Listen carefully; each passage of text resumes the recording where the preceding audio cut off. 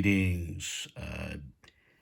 Was looking at the text of Daniel in my copy of Mikrot Gedolot, specifically at what Rashi was commenting, and I thought I'd make a very quick video commenting and sharing just a couple of interesting things that Rashi wrote relevant to the Messiah specifically. So here's the biblical text of the book of Daniel, and then there's a number of commentaries in here. I'm just going to be looking at two quick lines from specifically Rashi. Funny enough, for some reason, when I bring up Rashi, I'm always tempted to recount a gentleman named Judah Natsara, who, when he was looking in his own stone edition Chumash, he pointed to Rashi and declared that no one knows what this is. You see this here? See this here? Language of the Torah, right? Look at that. Look at this. You probably can't see it. This is Yiddish. No one knows what the fuck this says. But anyway, so I'm just going to be looking at two quick passages in the commentary of Rashi. I'm going to first go to Daniel 9:26. Bear with me here for a second. Okay, here we go. Oh, no, looks like I went too far. And still too far. Here we go. All right. Here we go. So the first comment I'm going to look at in Rashi is on, as I said, in the 9th chapter of Daniel, specifically the 26th verse. And it's his commentary on these two words, Yikaret Mashiach, now, which refers somewhat obscurely to a certain anointed one, a certain Messiah being cut off in some sense. Of course, I'm a Christian, so, I lean towards connecting that to Jesus, but I don't push that in, my polemics or in my apologia, because I think the 9th chapter of Daniel is a lot more complex than some others think. So I generally don't push it, but I wanted to share this because I wanted to get into what Rashi commented on this. Now, remember, this is an Orthodox Jewish commentary here. So here's the phrase right here. Here's Rashi's commentary, Yikaret Mashiach, and he interprets that as meaning Yaharog Agrippas Melech, the slaying or the killing, the murder of King Agrippa, Melech Yehuda, King of Judah.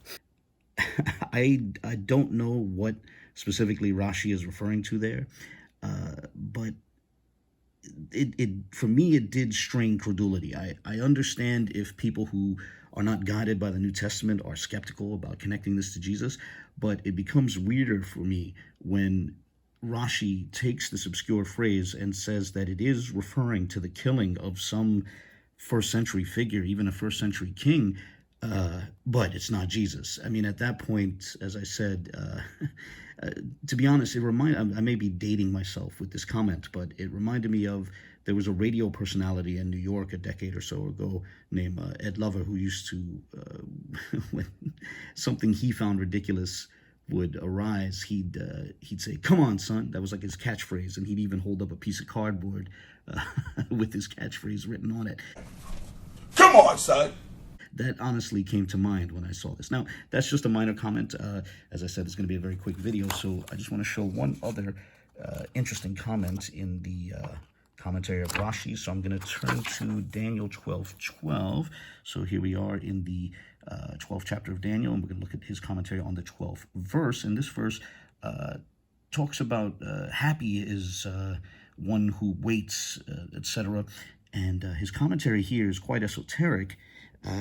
He writes, I'm going to pick it up sort of a little bit into it, but he says, Atid Melech Mashiachenu, in the future, our King Messiah is going to Lehit Kasot Acher Shenigla, he's going to conceal himself after he has been revealed, Weyashub, Weyitgale, and then he's going to return and reveal himself again. It doesn't say again, but that's the implication.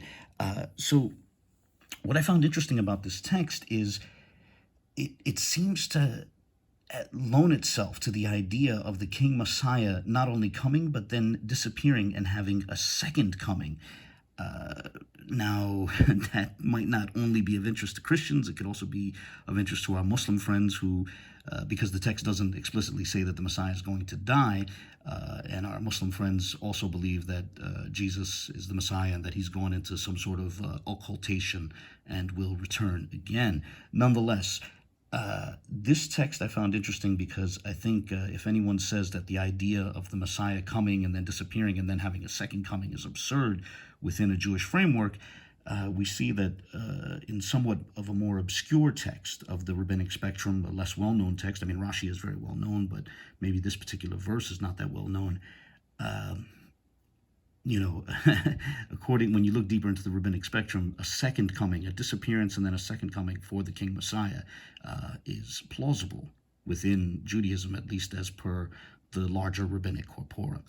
Okay, that's it. As I said, this is a very short video.